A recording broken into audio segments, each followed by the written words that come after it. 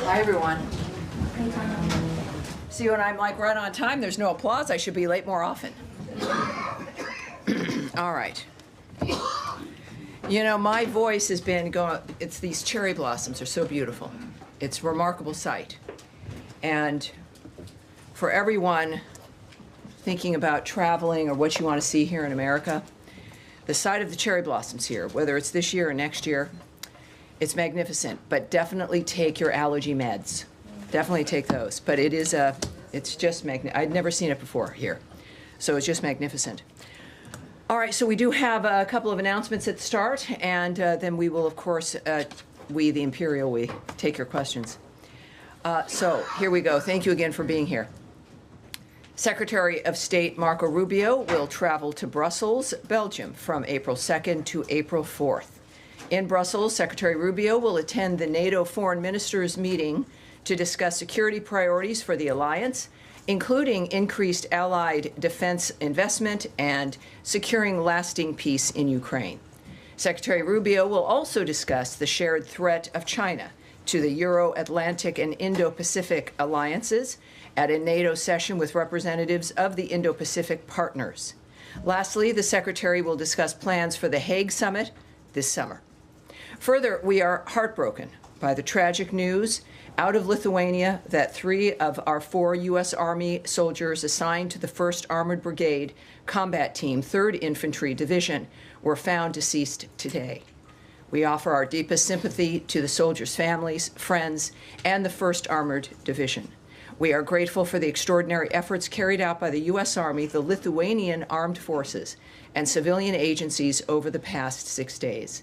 In addition, as announced over the weekend, the United States will provide up to $2 million through Burma-based humanitarian assistance organizations to support earthquake-affected communities as an immediate response to the March 28th earthquake. A U.S. aid team of humanitarian experts based in the region are traveling to Burma now to identify the people's most pressing needs, including emergency shelter, food, medical needs, and access to water. Our disaster experts, including those based in Bangkok, Manila, and Washington, D.C., continue to monitor the situation with coordination with U.S. government counterparts in the region.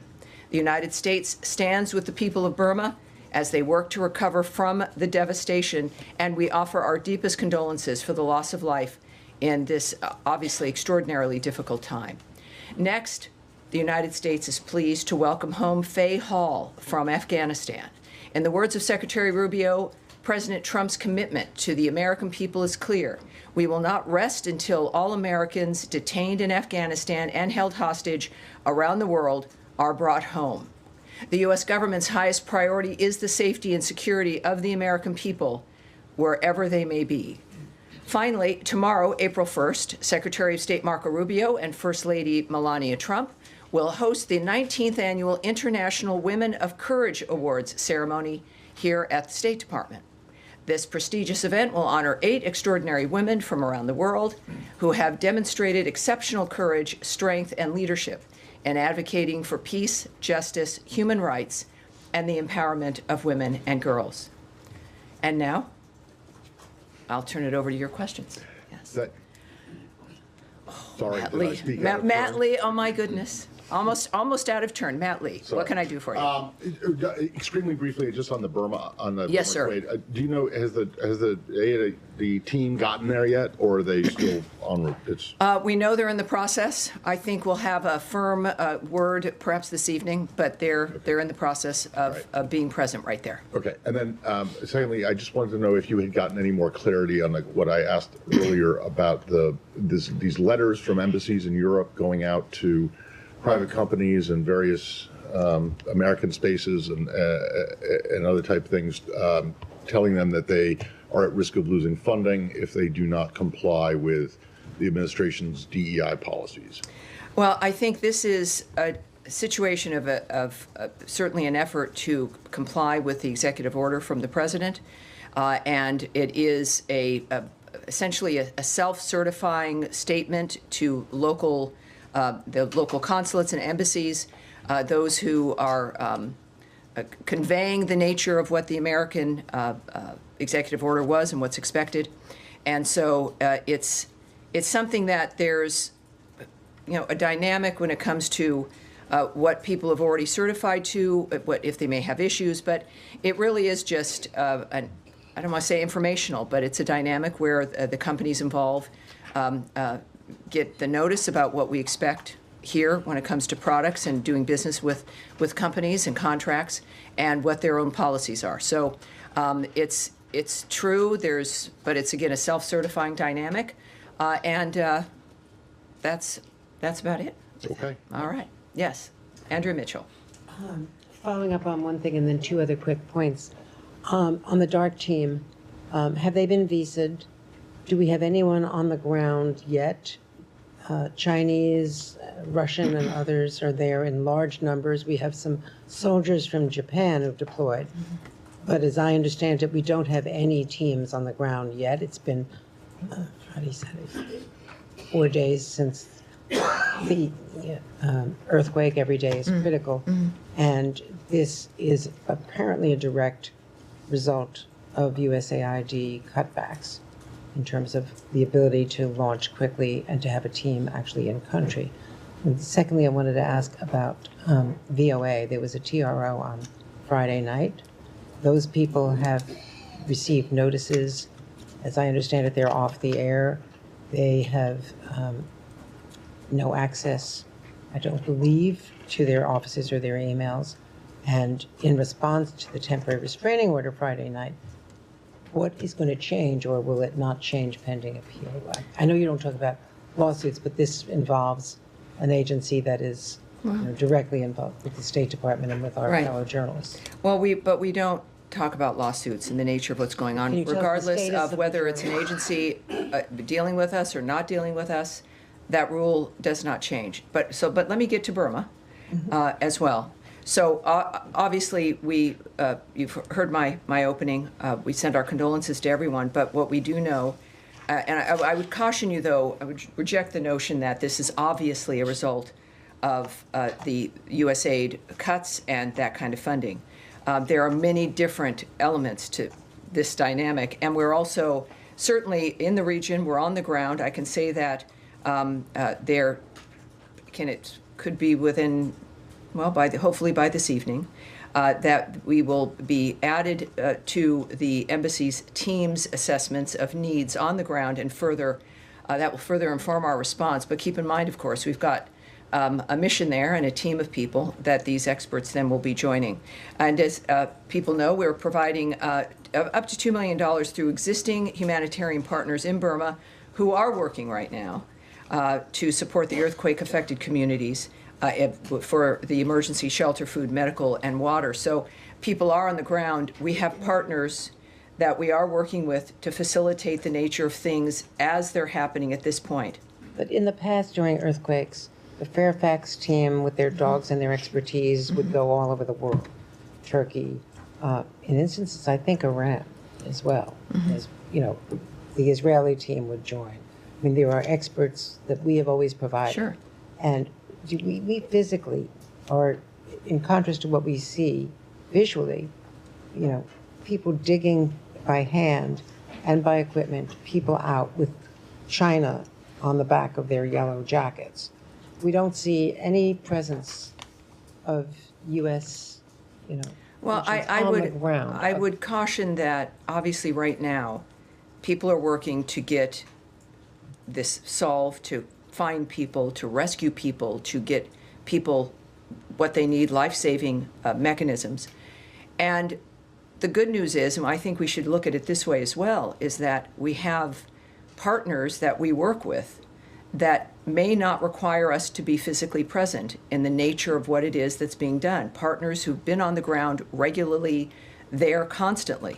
And I think that would reject the premise that the sign of success is that we are physically there. Obviously, we are now through our missions, and we're sending experts as well. Of course, that's happening. But I think that the fact that we've got partners that we work with, that our goals can be achieved through the work that we do with others around the world, is something. When I've said this over in general with the reform that the government is going through with the lead of President Trump, is that certain things won't necessarily look the same, but the success and the work and our impact will still be there. And this perhaps is part of that dynamic. So I would say that, of course, not just when it comes to our experts, who are also not just on their way, but based in Bangkok, Thailand, the Manila, Philippines, and Washington, that we are doing work from here.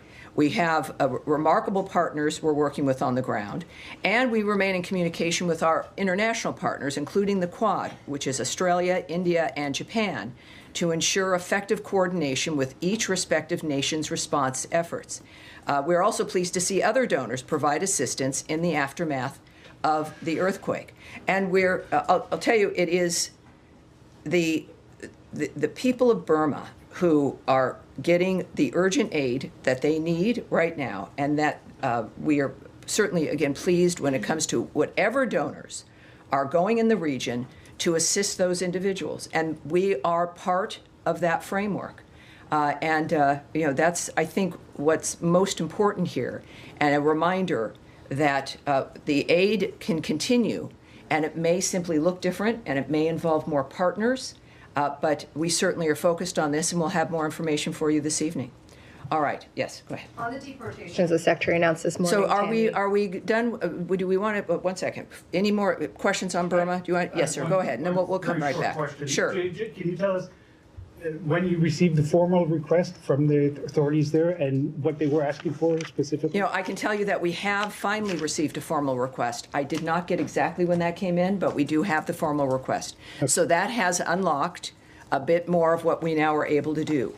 And so when we think about what's happening and what are the effects of that determines our ability of where we move and how we do it, that part of the protocol has finally happened. And can you say what they requested specifically? I can't at this point, no. Okay. Yes. All right, let's go. What authority was used to deport these 17 alleged gang members to El Salvador? What Was it the Alien Enemies Act? Sure. There is a few things, including a tweet and a statement from the Secretary. And I'm going to get that for you right now. Hold on here. Because this is part of what we do know, of course. I think what's important is the fact that the President and the Secretary have made it very clear, well, really from day one, that the security of the United States is top priority, the nature of the crime that's happening here, and the ability of our nation to remain a sovereign and safe and secure Sure, but can nation. you say yes or no? Was the Alien Enemies Act invoked to be able to deport these 17 individuals? And how does that not? When we're thinking about the legal process, I'm trying to tell you what the things that I can comment on and what I can talk about, and I can't really discuss that at this point. Would that not be a violation of the federal court order if I'm the not Alien going to be Enemies Act speaking was on invoked? any of that aspect. That, of course, is something you can also ask the White House about, and DHS. I think that is perhaps where your question should be put, but I'm not going to comment on any legal aspects regarding this. Yes, sir. Sorry. Thank you so much. Jahaz Ebony from Airway News. Majority of the Americans believe that President Trump is a blessing. I'm sorry, can you repeat that, please? Majority of the Americans believe that President Trump is not only a blessing for this country, but a blessing for the whole world. He's a peacemaker. But in many parts of the world, like Indian-occupied Kashmir, Afghanistan, and in many African nations, people are waiting for President help, his bold decision to lift them out of misery. So people believe and know that President Trump will make America great again, but will he make this world great again? Is that easy? It's like, okay. Well, I support President Trump, and I think that the majority of Americans who gave him this mandate understand that that's what is possible. We saw that happen in the first term. We've seen the nature of his impact even as a businessman in the United States when it comes to the impact on cities and states and the country as a whole, to the point where the American people made him the president of the United States. Clearly, a financially stable America, a strong America, for as long as we've been here, has made the difference in the safety and security of the rest of the world. That is the kind of dynamic that the world wants and expects. President Trump embodies the nature of our original founding about what America is for and the nature of what it can accomplish when it comes to sticking with its values and making sure that we're safe and secure and that we respect ourselves and implement our values. I have one more. And when that happens, the rest of the world is safer and more secure. I have All one right, more. sure. Thank you. U.S. Commission on Religious Freedom recently released their annual report and recommends to put India into CPC list, country of particular concern. U.S. Commission also requested Secretary Rubio to put sanctions on Indian intelligence agency RAW for their involvement in the murder plot of a U.S. citizen and harassment of journalists, academics based here in the U.S. So is U.S. State Department going to consider these recommendations from the Commission? I will not discuss negotiations or diplomatic considerations in that manner at all. But I do, let's take a look at where that stands and the reference to that. But that's not something that is I'm going to be commenting on. Yes, Nadia. Thank you. A few questions on the Middle East. Number one, the Syrian President Ahmed al-Shara announced the formation of his new government, which includes a woman, an Alawite, a Druze, and a Kurd. Is this inclusive enough for this administration? And will you lift some sanctions? And also, I have a question on Iran. They're saying that they're not going to negotiate under pressure. So is there a time limit for them to come to the negotiation table? Is this any other options that the administration will consider? All right, well, let me answer you about Syria, that we are aware of the announcement on Saturday of the interim authorities by the interim authorities of a transitional cabinet in Syria. We recognize the struggles of the Syrian people who have suffered decades under despotic rule and oppression of the Assad regime, and we hope this announcement represents a positive step for an inclusive and representative Syria. However, Syria's interim authorities should fully renounce and suppress terrorism, exclude foreign terrorist fighters from any official roles, prevent Iran and its proxies from exploiting Syrian territory, take meaningful steps to verifiably destroy Assad's chemical weapons, assist in the recovery of U.S. and other citizens who have been disappeared in Syria, and ensure the security and freedoms of Syria's religious and ethnic minorities. The United States will continue to assess the interim authorities' behavior and determine our next step based on those actions. You mentioned about sanctions. Any adjustment to U.S. policy towards Syria's interim authorities will be contingent on all of those steps being taken that I mentioned to you. And your other question was? On Iran, that they said they're not going to negotiate under pressure. So is this a time limit? Yes. Iran's behavior across the globe threatens U.S. national interests, which is why President Trump reimposed the maximum pressure campaign designed to end Iran's nuclear threat, curtail its ballistic missile program, and stop it from supporting terrorist groups. As the president has said, Iran can never have a nuclear weapon. He has also been very clear that the United States can't allow that to occur. The president expressed his willingness to discuss a deal with Iran, as we know. If the Iranian regime does not want a deal, the president is clear he will pursue other options, which will be very bad for Iran. All right. Yes, sir. Go ahead.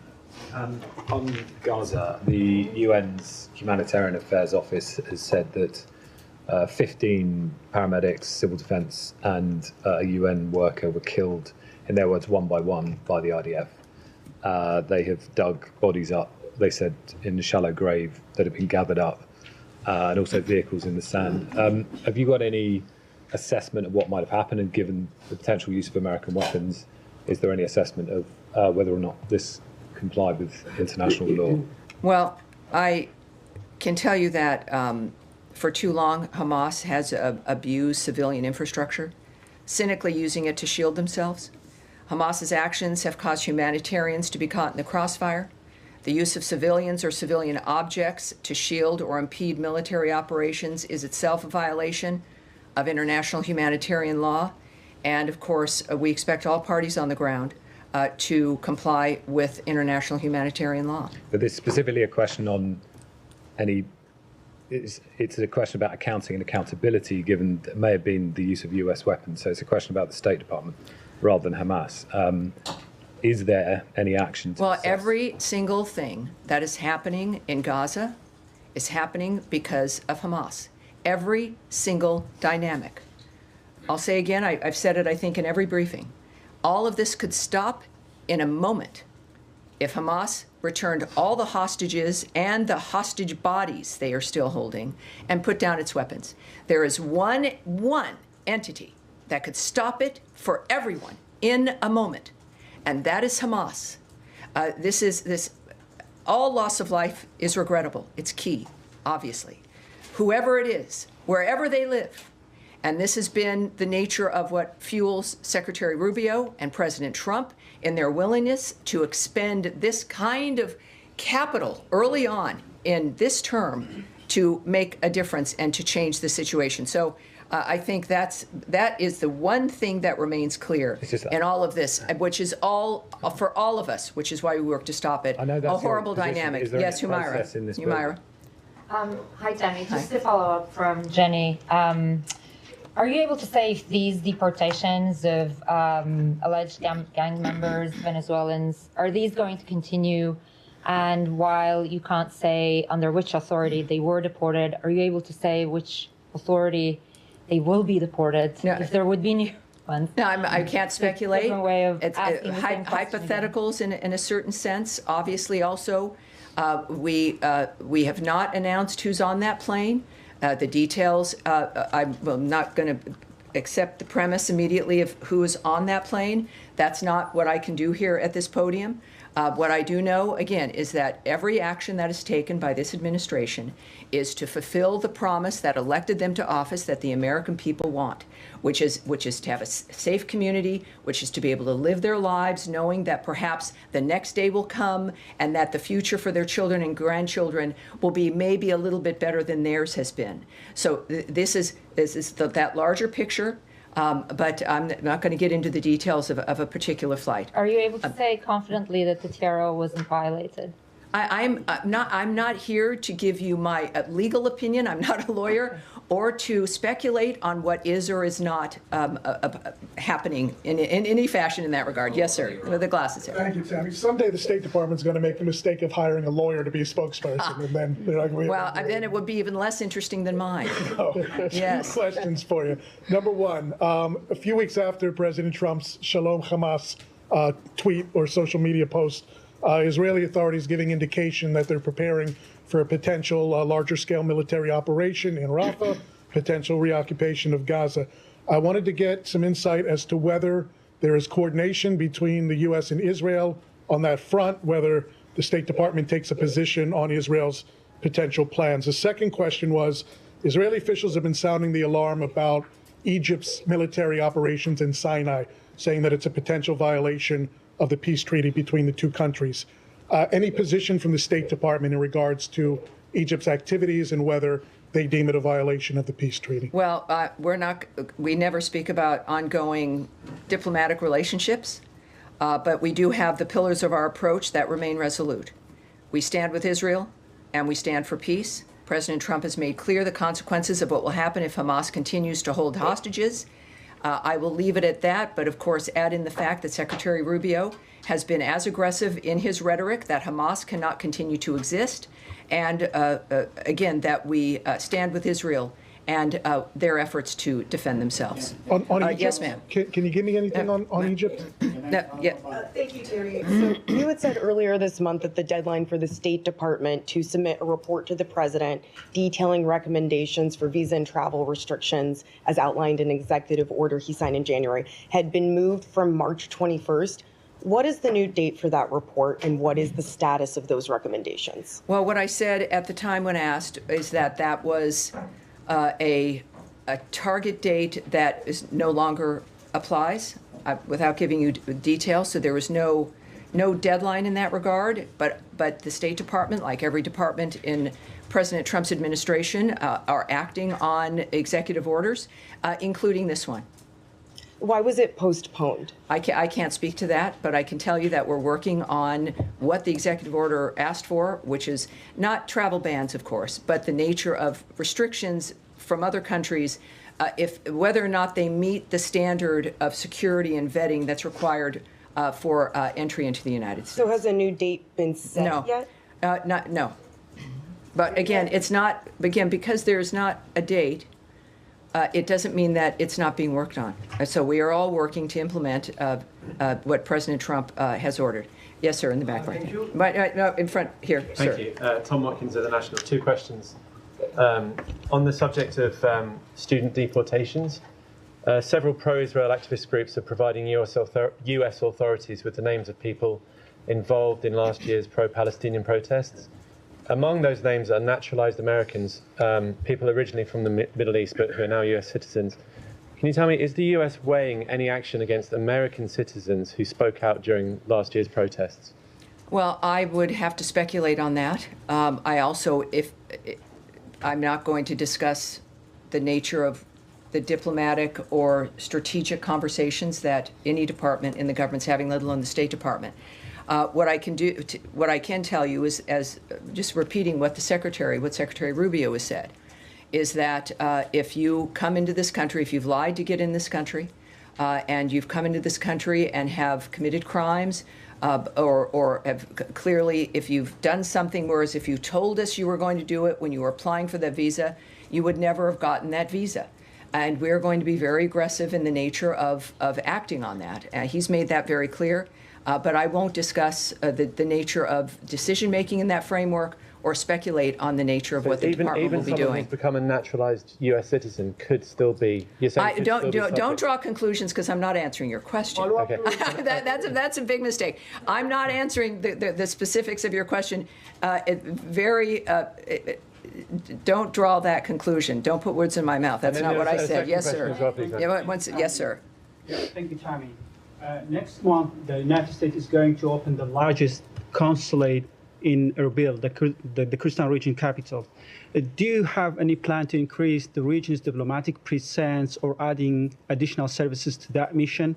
And adding to that question, the Kurdistan region had an election on October 2024, and still there is a discussion among the political parties to form a new government. Could you provide me any comment on that? And were there any engagement with this political party to form a new government and having a unified Peshmerga forces? Well, here's what I can tell you. With this opening of the new and largest U.S. consulate in Erbil next month, we are. It's actually expected, I think, to open later this year. It reflects the United States' commitment to the Iraqi Kurdistan region. The new consulate will strengthen our partnership and diplomatic cooperation with the Kurdistan regional government and the government of Iraq on shared priorities and challenges, including countering extremism and fostering long-term peace.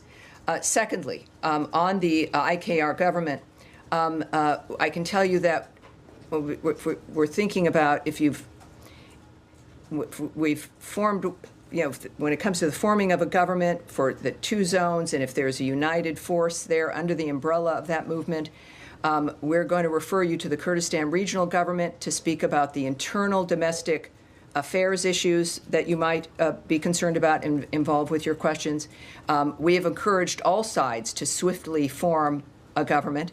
And a strong and resilient democracy, as we speak about often, in the Iraqi Kurdistan region is necessary to preserve the stability and security of Iraq. So we encourage them to form that government and to do so quickly. And separate. All right. Yes, go ahead, Camille. Thank you. Sorry, we're jumping around a bit. Different topics. Well, it's happened, so here we are. I've got my seatbelt on. So just going back to the visa revocations, there's a group called Betar that has told CBS that they have provided thousands of names to the Trump administration of visa holders and naturalized foreigners who, quote, come to the West to rage against America and support U.S. designated terrorist organizations.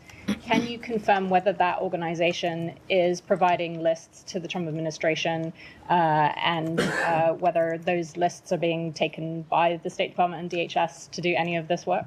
The Trump administration, I'm not involved in those decisions, and I certainly can't speak on them, certainly in general, not for the State Department. That goes through the framework of the work that we're doing.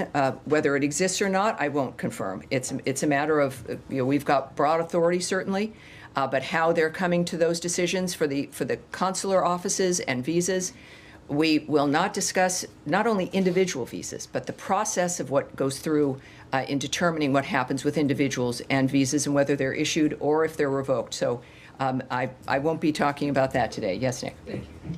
Back to Iran. Iran's president yesterday ruled out direct negotiations with the United States on its nuclear program. Was that what the United States was seeking, direct negotiations, or would the United States be open to third-party intermediaries? We know, of course, that the Iranian regime has always been hostile to the United States and our allies and partners, and they are one of the leading state sponsors of terror, as we know. It supports Hezbollah, Hamas, the Houthis, the Taliban, Al-Qaeda, and other terrorist networks.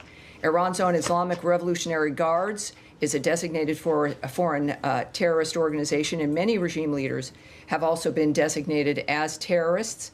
I can tell you that in negotiating, which I've already answered to some degree, is that the president's made it clear that Iran cannot have a nuclear weapon. And what we want from them, as Secretary Rubio has said, under Donald Trump, there is not going to be a nuclear Iran.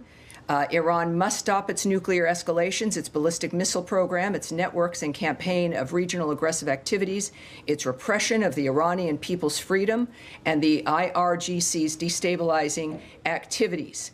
I also think I can say this to you, that President Trump has been consistent and clear. The United States is determined to make sure that Iran will not acquire a nuclear weapon. He has expressed his willingness to pursue a deal with Iran. If the Iranian regime does not want a deal, as I said earlier, the president has other options, and those alternatives will be very bad for Iran. All right. In the back. Yes, sir. Thank you, Tammy. We'll move to Ukraine, if I may.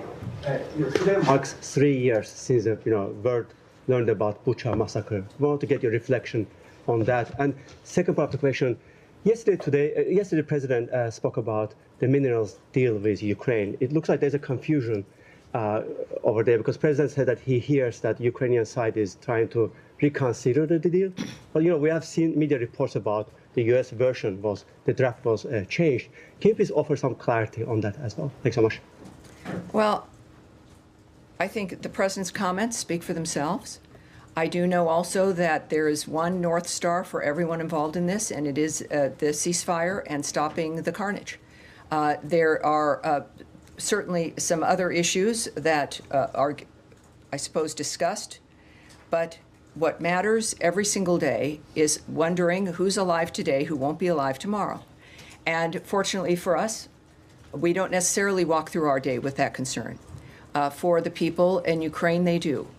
And I think that President Trump, of course, he knows and he understands, and we operate with the realization that negotiations are going to require both Russia and Ukraine to make tough decisions and compromises.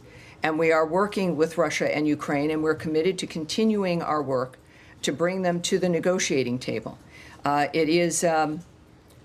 We do know that I think there was an idea from Russia about a temporary administration that was not appreciated by the president. Ukraine, I don't think I need to remind everyone, but it's a good reminder, is a constitutional democracy.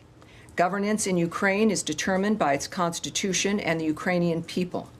We are committed to the diplomacy necessary to achieve a full ceasefire and to bring the parties to the negotiating table for a final and lasting settlement.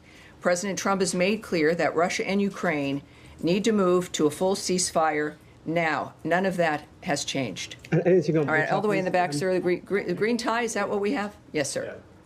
Thank you very much, Tammy. Can Asasu for the Turkish Anadolu Agency. Speaking of Ukraine, Mr. Secretary met with his Turkish counterpart last week here in Washington, and he clearly asked Turkey's contribution to reach a ceasefire between Ukraine and Russia. What do you exactly expect from Turkey to play? What kind of role in order to reach that peace deal? And if I may ask, I have another question about France. The French court has decided that the far-right opposition leader or the far-right leader, Marine Le Pen, will be banned from the elections for 5 years. What is your take on that decision?